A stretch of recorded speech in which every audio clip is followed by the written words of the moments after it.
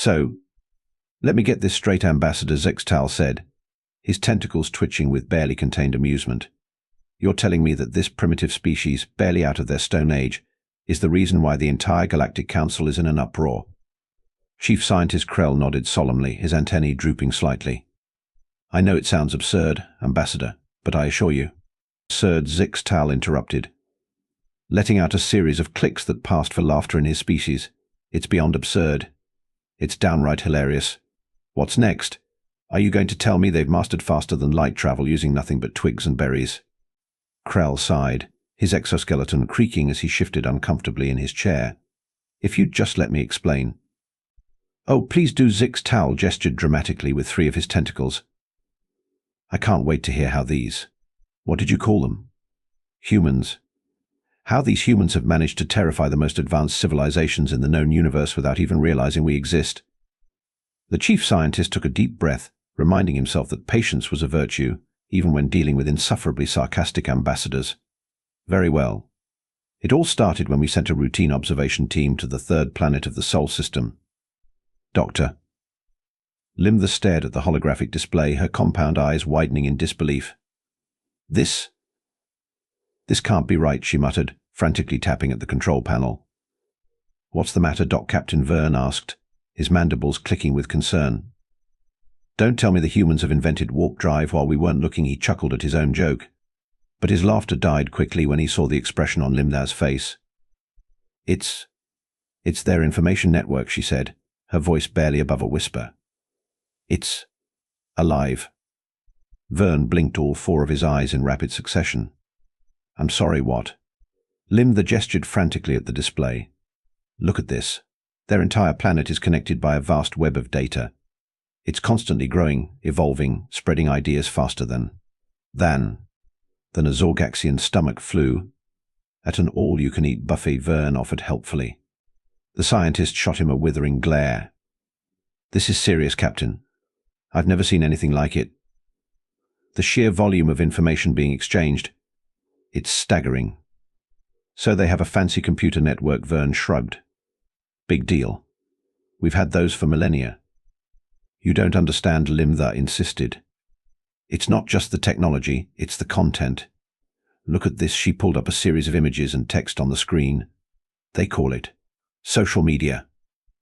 Verne leaned in, his antennae twitching with curiosity. Social media. What in the name of the Great Hive Mother is that supposed to mean? It's a platform where humans share their thoughts, experiences, and ideas with each other instantaneously, Limtha explained, her voice filled with a mixture of awe and horror. But it's not just factual information.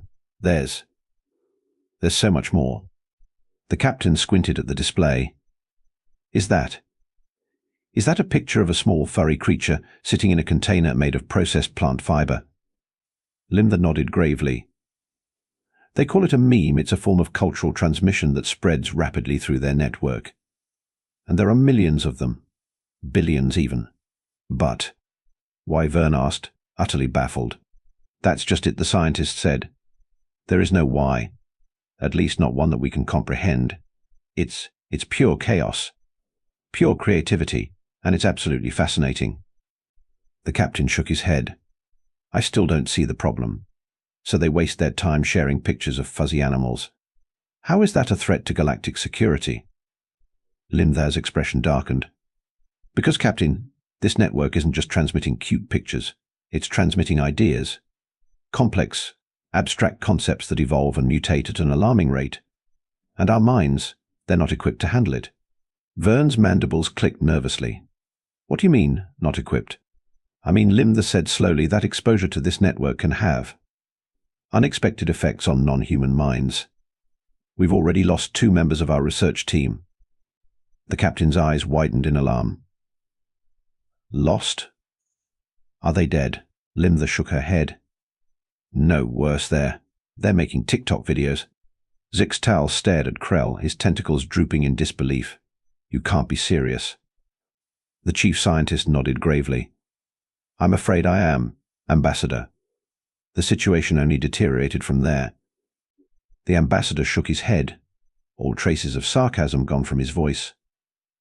But how How can simple information be so dangerous? Krell leaned forward, his compound eyes gleaming. Because, Ambassador, it's not just information, it's imagination, creativity. The humans have developed a culture so rich, so complex, that it overwhelms our more structured minds. Explain, Zixtal demanded. Think of it this way, Krell said. Our species, like most in the Galactic Council, evolved to process information in a linear, logical fashion. We see a problem, we analyze it, we solve it. But humans, their minds are like a quantum computer running on pure chaos. The Ambassador's tentacles writhed in confusion. That doesn't make any sense. Exactly, Krell exclaimed. That's the point. They don't make sense, at least not by our standards. Their culture is a swirling vortex of ideas, constantly colliding and recombining in ways we can't predict or understand. Zixtal's eyes narrowed. But surely we can adapt. We've encountered strange species before. Krell shook his head. Not like this. Our first attempts at studying their culture. Well, let's just say it didn't go well. Status report, Captain Verne barked, pacing nervously on the bridge of the observation ship. Lieutenant Zararke looked up from his console, his exoskeleton pale with stress. It's not good, sir. We've lost contact with the entire Xenocultural Studies team. Verne's antennae drooped. All of them? Even Doctor Lim there. Zarark nodded solemnly. I'm afraid so, sir. The last transmission we received from her was disturbing. Play it, the captain ordered, bracing himself for the worst. The lieutenant hesitated for a moment, then activated the communication log. Doctor. Limthar's voice filled the bridge, but it was different, manic, excited. Captain, you won't believe what I've discovered. The humans, they're incredible. Did you know they have over 300 different words for cheese? And don't even get me started on their mating rituals. They have this thing called dating apps where they... Verne cut off the transmission, his mandibles clicking in distress. By the Hive Mother, what's happened to her? Zarark shook his head. We're not sure, sir. But it gets worse. The rest of the team. They've gone native. The captain's eyes widened in horror. You don't mean? I'm afraid so, said Zararkhed grimly. They've created Twitter accounts. Verne slumped into his command chair, suddenly feeling very, very old. This is a disaster. We need to contact the Galactic Council immediately. We may need to quarantine the entire system. Zarark nodded in agreement, then hesitated. Sir, there's one more thing. What now? Verne asked, not sure he wanted to hear the answer. The lieutenant looked uncomfortable. Well, it seems that before we lost contact, one of our researchers may have accidentally liked a human's Instagram post. The captain's blood ran cold. Mother of mercy, do you realize what this means? Zarark nodded gravely. Yes, sir. The humans now have proof that aliens exist. In their notifications tab. Zixtal's tentacles were practically tied in knots by this point. This is unprecedented. How could we have missed something like this? Krell shrugged, a gesture he'd picked up from studying human body language. To be fair, Ambassador, we didn't exactly miss it. We've been observing Earth for centuries, it's just that. Well, things escalated rather quickly. How quickly, the Ambassador demanded. Well, Krell said. Consulting his data pad, according to our records, humans went from inventing the steam engine to landing on their moon in less than 200 years. And then Zixtal prompted, dreading the answer. And then they invented cat videos, Krell said solemnly. The Ambassador's tentacles went limp.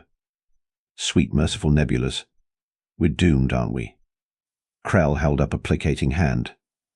Now, let's not panic. We've managed to contain the situation. Mostly. Zixtal's voice rose an octave.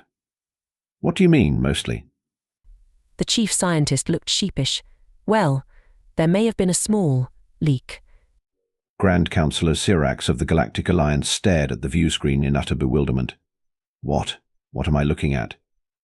His aide, a nervous young Zorgaxian named Blip, cleared his throat. It appears to be a human entertainment program, Your Excellency. They call it a sitcom. Syrax's eye stalk swiveled in confusion.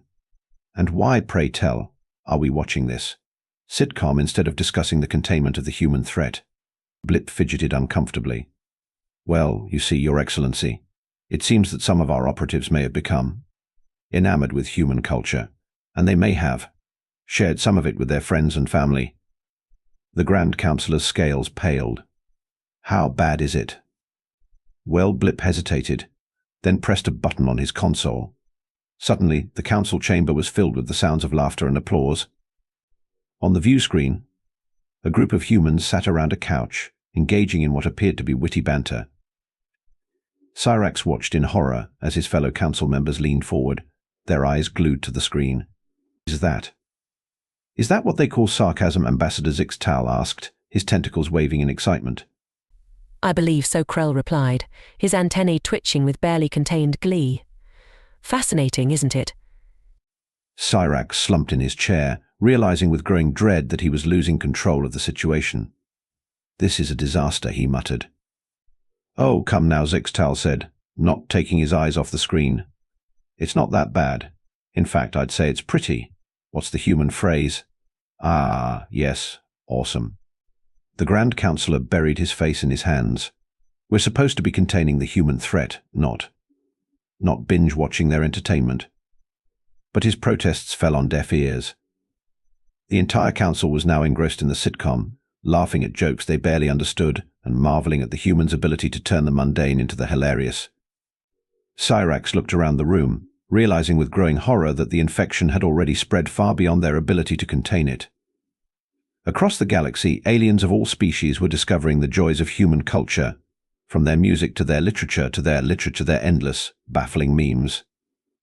And somewhere, on a little blue planet spinning through space, blissfully unaware of the chaos they were causing, humanity continued to create, to imagine, and to share cat videos.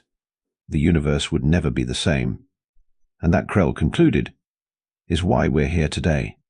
Zixtal sat in stunned silence for a long moment, trying to process everything he'd heard. Finally, he spoke. So, what do we do now?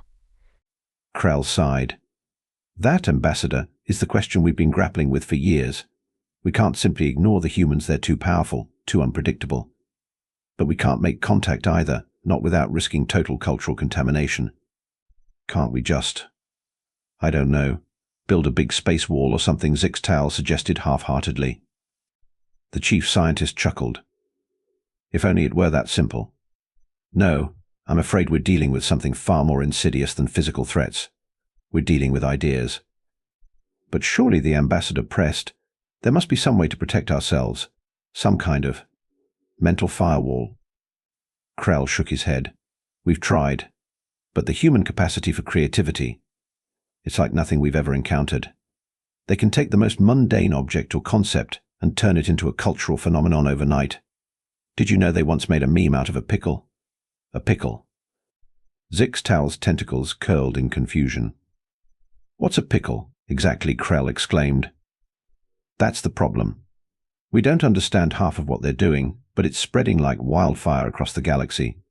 We've got Zorgaxians trying to recreate human stand-up comedy, Vexlorians obsessed with something called K-pop.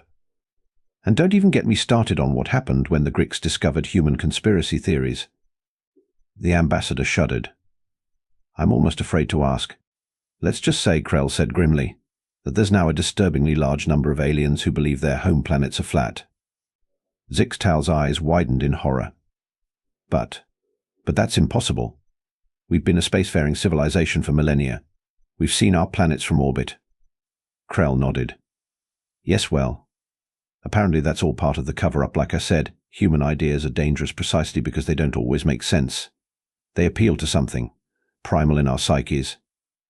The ambassador slumped in his chair, feeling the weight of the galaxy on his tentacles. So, what's our next move? Do we try to make contact? Quarantine the entire sector? Pretend we never found them and hope they don't develop faster than light travel? The chief scientist steepled his fingers, a gesture he'd picked up from watching too many human crime dramas. I'm afraid it's not that simple. You see, while we've been observing the humans, they may have been observing us. Zixtal's jaw dropped. What? How? Well, Krell said, looking slightly embarrassed, it seems that some of our less disciplined researchers may have accidentally left comments on a few YouTube videos. And then there was the incident with the alien thumbs up on that cat meme. The ambassador buried his face in his tentacles. Oh, for the love of... So you're telling me that not only have we failed to contain the human cultural invasion, but we've also blown our own cover? Krell nodded sheepishly. In our defense, it was a very cute cat. Six-Tal took a deep breath, trying to center himself. All right, so we're in a mess. But there has to be a solution. What are our options?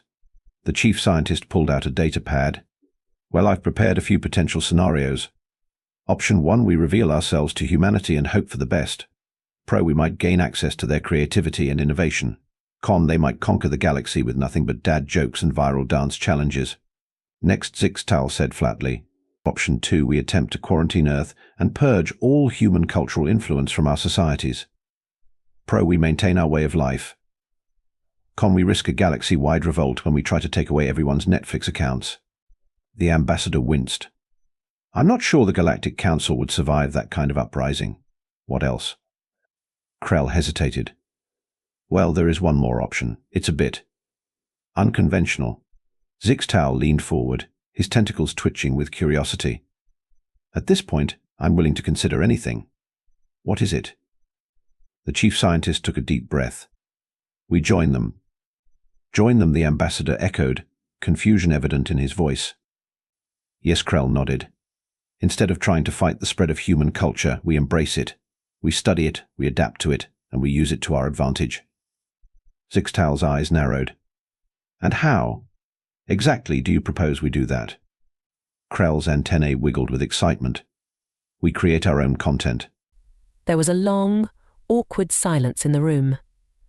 Finally, Six-Tal spoke. I'm sorry, what? Think about it, Krell said, warming to his theme. The humans' greatest strength is their ability to create and share ideas. So why not beat them at their own game? We have thousands of years of galactic history, countless alien species, and technology beyond their wildest dreams. Imagine the stories we could tell, the memes we could create. The ambassador's tentacles writhed skeptically.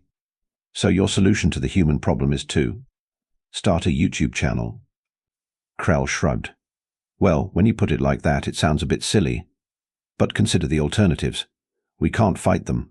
We can't ignore them, and we certainly can't stop our own people from becoming obsessed with their culture. So why not guide that obsession? Six-Tal had to admit, the idea had a certain twisted logic to it. But how would this solve our problem?